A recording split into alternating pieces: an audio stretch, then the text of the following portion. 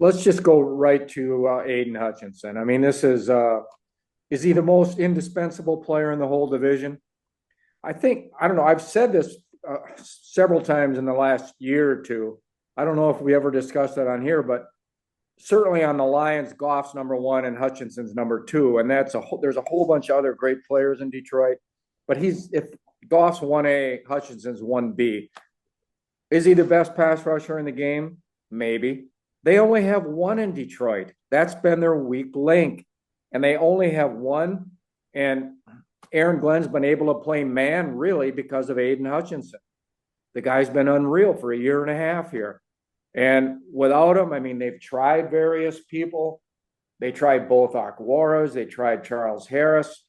But, you know, and they're kind of stuck right now. And they're really stuck. And all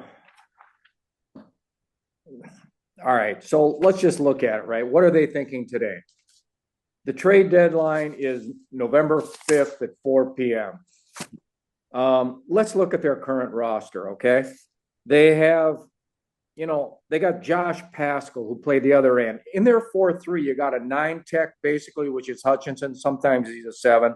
And then the other guy's a 6 technique, and that's Paschal, the big defensive end and the small defensive end. All right, Paschal has improved. He has come on some in his third year, but he's not going to beat you up the field and win outside on the edge. All right. Let's mention the inside guys first. This was a fantastic game for Aidan McNeil. He dominated the great Zach Martin. This is the best I've ever seen McNeil rush the passer. Let me say this right off the top. This was a classic example of a team having fresh legs coming off a bye.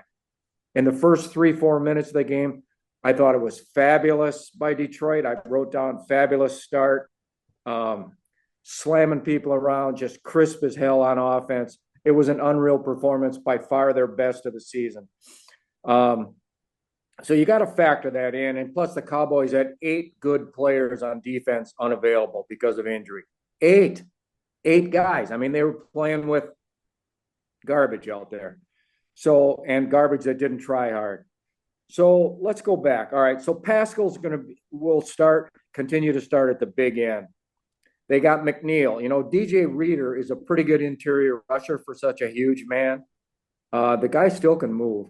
And Onwuzurike also looked tremendous in this game. So they have, surprisingly enough, they have interior pass rush now with those 3 guys. They lost Kyle Pico, who's really a good fourth tackle. They lost him into a pec injury, another bad injury, I think. All right, James Houston, the guy who had a bunch of sacks in 2022, inactive. They don't like him on special teams. They don't like him against the run, and they really haven't seen any pass rush since training camp started. So he's a possibility. Now, after Hutchinson went down and it was all pass, they played 2 guys. They played off the practice squad, Isaac Ukwu, free agent rookie, 6'2.5", 261. He only ran 4.87. Really a smart kid with 29. He played about 40 snaps in this game, had 1 pressure. I didn't see much, Tyler. Playing the other side in that sub rush was Trevor Nowaski in his second year. Lions signed him as a free agent in 23. Saginaw Valley State. Matt LaFleur, his alma mater. And Nowaski was pilfered off the Lions practice squad last year. That team cut him. I can't forget what it was. Now he's back. All right, Nowaski, 6'2.5", 237 when he came out in 2023. He ran 4.5 flat. He's got really short arms, 30 1/4. I can't see him rushing the passer to what they need. All right, but they got a bunch of guys on their 16-man practice squad. Let's look at these players. They got Cam Gill, and he's been there for, I don't know, 3 weeks or so. Where's my stuff on Gill? Okay. Not to be confused with Kendall Gill. No. Cam is from Wagner. That's in our buddy Michael Cohen's soccer league. CCSU soccer league that Mike's an assistant coach for. All right, Cam Gill, 6'0", 232. He ran 4.6 flat. Came out 5 years ago. He's got 2.5 sacks. He played for Tampa in 2021 and 23. He's got 184 snaps. I've seen the guy. He's high energy. I've seen him with the Bucks. He could get the next call. They got another second-year free agent who's on the practice squad, Mitchell Agude, 6'0", 242, 4.75. He's got long arms, 34. I thought he was going to be maybe moved up first ahead of Ukwu, but it went the other way. This guy played at Miami. I like the arm length. I never saw an exhibition game, so I can't tell you about him. And then they got the veteran who's played a lot of ball for the Colts, Mr. Muhammad, Al-Quadin Muhammad. Can I just give you credit for pronouncing all these names spot on? I mean, did you practice this on that drive through the UP? It's killing me, Tyler. Man, it's great. I've got like flashbacks to when SNL used to be funny, and they'd make fun of all sides. But Will Ferrell doing W, and he comes back from one of the debates on SNL, just so proud that he can pronounce all of these names correctly. So good job, Bob. Much better than I could do. Aquadine, he's played 6 years. He's got 12 sacks, 6'3", 250, ran 4.83 coming out of Miami, arm 33 and a quarter. This guy's played a lot of ball. He's made 34 starts in 84 games. He's on the practice squad.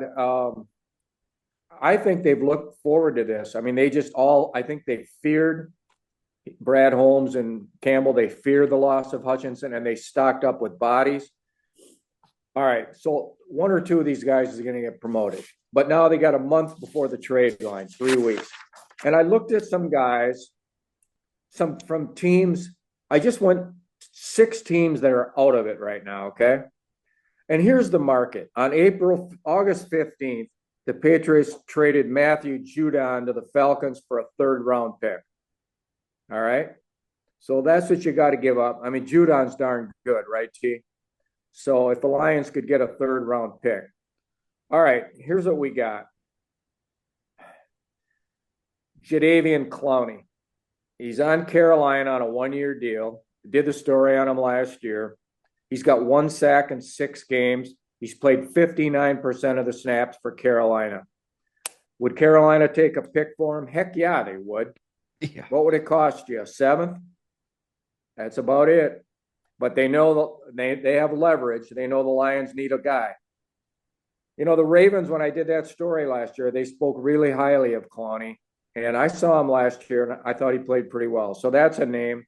Let me just jump in quick. Yeah. Last year, Jadeveon Clowney at age 30 with the Baltimore Ravens. Remember, this was arguably the best defense in football. Had a tied a career high, 9.5 sacks, 43 tackles, 19 hits. He was really good last year.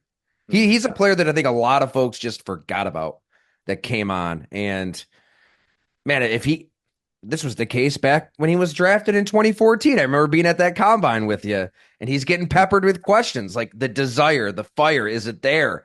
Because he's got everything you could ever want in a pass rusher and a defensive lineman, and it can run on and off. But if he's motivated, and why wouldn't you be motivated in Detroit with Dan Campbell with a real chance at a Super Bowl ring? I like that, Bob. Boy, it's not going to cost you much. Not what these other guys will cost. No. All right, let's go to the Browns. The Browns are 1-5. Now, you can't get Myles Garrett. You don't have the money or the draft pick compensation to handle that. But the ex-Packers, Zadarius Smith, is starting on the other side. He had 10 sacks for the Vikings in 22 when he played really well the first half and then hit the wall. Last year in Cleveland, he had 5.5. They brought him back. In 6 games this year, he's got 3 sacks and 3 QB hits. He's starting and playing 57% of the downs. What would it take to get Zadarius? A 5? I don't know. I mean, he's 32 years old. He marches to the beat of his own drummer. He Maybe does. Campbell and Holmes don't want anything to do with the guy. We know he's a pain in the butt. We could see that in all those Detroit, Green Bay years, but you're desperate too. Let's go to one more. The player the Jaguars selected ahead of Aidan Hutchinson, and that was Trayvon Walker. The Jags, what are they? 1-5? They're 1-5. Would Trent Baalke deal this guy? Probably not. He's got 18 and a half sacks in his career. He's got 5 this year. He's playing 75% of the time. I watched him extremely closely Sunday against Chicago, not thinking about a trade or anything. He really didn't get much done at all against the right tackle for the Bears, Darnell Wright.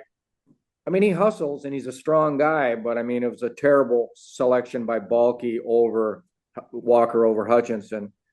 All right. Malcolm Kuntz from Vegas, that'd be a possibility, but he's on IR. He had 8 sacks last year. DJ Wanham had a really good year for the Vikings last year. He went to Carolina, but he's still on the PUP list with that torn quad he suffered. So that's not a possibility. I just looked at 6 teams that are dead. Other teams could get in the market. I didn't have the time or the wherewithal, but you kind of think the Lions have to make a move, Tyler? 100%.